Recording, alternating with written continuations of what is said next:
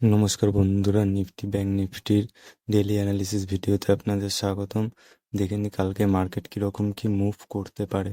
তো আমি কালকে যেরকম বলেছিলাম যে মার্কেট যদি এই হাইয়ের উপরে সাস্টেন করে তাহলে একটা আপ মুভ আসতে পারবে। আপনারা দেখতে পাচ্ছেন যে market already gap down open হয়ে প্রথমে আসে, ক্লোজিং থেকে রেজিস্ট্যান্স নেয়, নিয়ে ডাউন আসে, পরে ক্লোজিং ব্রেক করে, পরে এই হাইয়ের থেকে হালকা রিটেস্ট করে, তারপরে যখনই ব্রেক করে তখন একটা বড়সড় আপ মুভ আমরা পেয়ে যাই।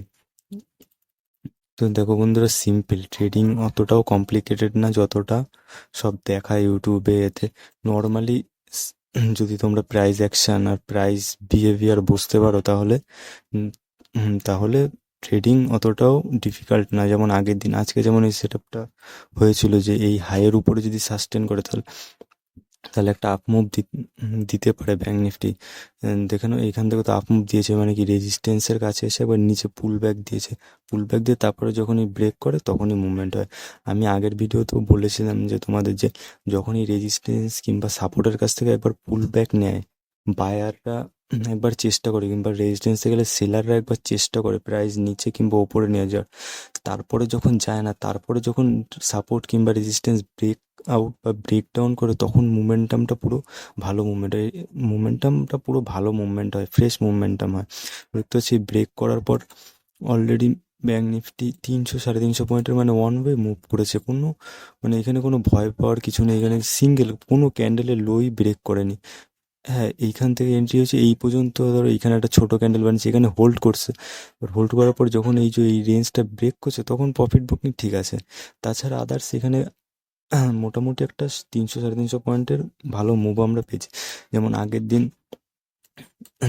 এই যে আগের দিন আমি বলেছিলাম যে সেম সেম সেট আপ, খালি আমরা একটু ফলো করলে এই যে আগের দিনের লো ছিল, এই যে মার্কেট ওপেন হয়েছে, ওপেনে উপরে গেছে, নিচে এসছে, এই যে বায়াররা একবার চেষ্টা করে পারেনি। এবার সেলাররা যখনই ব্রেক ডাউন করেছে, যখন লো ব্রেক করেছে, ওয়ান ওয়ে দেখো এইখান থেকে কত পয়েন্ট, ওয়ান ওয়ে এই পর্যন্ত 300-400 পয়েন্টের মুভমেন্টাম, বললাম 300-400 পয়েন্টের মুভমেন্টাম ওয়ান ওয়ে আপনারা পেয়ে যাবেন। এবার এইগুলো হচ্ছে দেখতে হয় কখন কি প্রাইস কি বিহেভিয়ার করছে, কোনো ইন্ডিকেটার না, কিছু না, সিম্পল জাস্ট প্রাইস অ্যাকশন। যেমন আমি নিফটির কথা বলেছিলাম, নিফটিটা দেখে নিই। নিফটি আগের দিন আপনাদের বলে একটা লেভেল দিয়েছিলাম, দেখা যাক নিফটিতে কীরকম হয়েছে।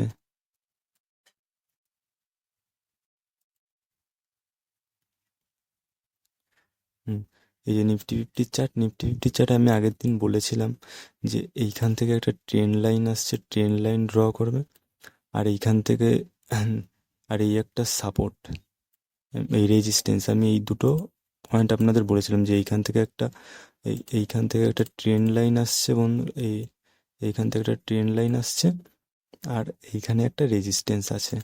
তো তো মার্কেট যদি ফ্ল্যাট ওপেনিং হয় এই যে আগের দিনের এই হাইটা ক্রস করে, তাহলে মার্কেট আপসাইড মোমেন্টাম যাবে। সঙ্গে এই একটা ট্রেন্ড লাইনের ব্রেকআউট আমরা পেয়ে গেছি। এবার আমাদের এন্ট্রি হবে 9:15 এই ক্যান্ডেলে এন্ট্রি হওয়ার পর দেখবে তোমরা, মানে কোথাও পুরো এই র্যালিটা ক্যাপচার করা একদম সহজ। এটা হচ্ছে ওয়ান বাই মুভমেন্ট। এখান থেকে ডাইরেক্ট তোমরা পুরো একেবারে 300-400, নিফটিতে 400 পয়েন্ট মুভমেন্ট, মানে বিশাল। নিফটিতে 400 পয়েন্ট মুভমেন্ট মানে বিশাল ব্যাপার। কারণ এখানে দেখো 15 মিনিটের একটা ক্যান্ডেলও কিন্তু আগের প্রিভিয়াস ক্যান্ডেলের লোন নিচে ট্রেড করছে না। এই যে এই ক্যান্ডেলের লোন নিচে ট্রেড করে নিয়ে এইখানে, মানে এখানে কোনো স্টপ লস ট্রেলিং হতে থাকবে, মানে এখানে কোনো ভয় নেই। এবার তাহলে দেখে নিই কালকে আমরা কীরকমভাবে কি ট্রেড করব, কি লেভেল হবে আমাদের দেখে নিই। হ্যাঁ, নিফটি আজকে প্রচণ্ড, মানে আগের দিন আমাদের ফ্রাইডে বহুত বড় মোমেন্টাম দিয়েছে। এবার কালকে যদি গ্যাপ আপ খোলে, দেখা গেলো 150-200 পয়েন্ট এই রেঞ্জে গ্যাপ আপ করলে আমরা একটা প্রফিট বুকিং দেখতে পারবো। এখানে এবার প্রফিট মার্কেট নিচে আসলে ক্লোজিং থেকে সাপোর্ট নিয়ে তারপরে সাইড ওয়েজ হয়ে গেল, এই গেল প্রথম কন্ডিশন। আর সেকেন্ড কন্ডিশন হচ্ছে যদি মার্কেট ফ্ল্যাট ওপেনিং হয়ে একটা হাই মারলো, পুল ব্যাক দিল, যখন এসে আবার এই হাইটা ব্রেক করবে তখন আমরা একটা ট্রেড নেওয়ার চেষ্টা করবো। কিন্তু আমি রেকমেন্ড করবো যে কালকে ব্যাঙ্ক নিফটিটা ট্রেড করার, নিফটিটা না। কারণ নিফটি অল টাইম হাইয়ের কাছে চলে এসছে, ব্যাঙ্ক নিফটি এখনও আসেনি। তো কালকে যদি আপসাইডে ট্রেডই করতে হয় তাহলে আমরা ব্যাঙ্ক নিফটি ট্রেড করবো। তো দেখে নি কালকে ব্যাঙ্ক নিফটি কীরকমভাবে ট্রেড করবো।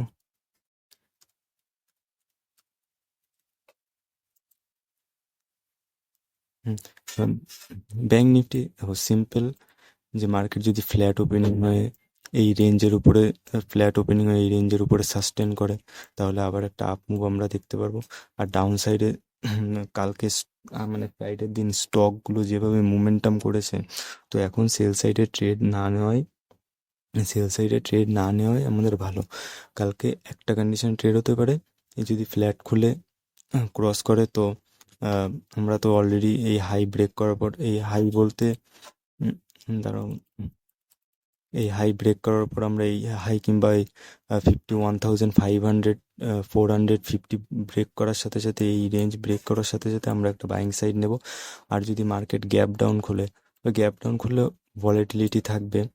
আর যদি গ্যাপ আপ খুলে, যদি ধরো এই রেঞ্জে গ্যাপ আপ খুললো, তো গ্যাপ আপ খুললে একটা ইউ টার্নের জন্য আমরা ওয়েট করব। ওয়েট করার পর যখনই আবার এই হাইটা ক্রস করবে তখন আমরা ট্রেড নেব। দেখে নিই হিট ম্যাপ একবার, দেখে নিই স্টকগুলো কীরকম কী মুভমেন্টাম করতে পারে, মার্কেট কি আছে। দেখতে পাচ্ছ বন্ধুরা, এখানে আমি হচ্ছে আমাদের সেন্সেক্স লাগিয়ে নিই, সেন্সেক্স।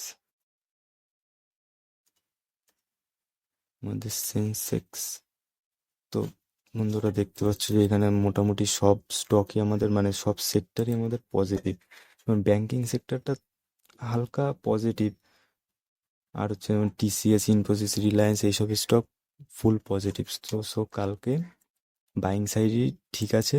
আর বাইং সাইডে বড় কোয়ান্টিটিতেও ট্রেড করা উচিত না, কারণ রাইটের দিন অনেক বড় মোমেন্টাম হয়ে গেছে। আর ব্যাঙ্ক নিফটিতে একটা মোমেন্টাম পেন্ডিং আছে, দেখা যাক মোমেন্টামটা কবে দেয়।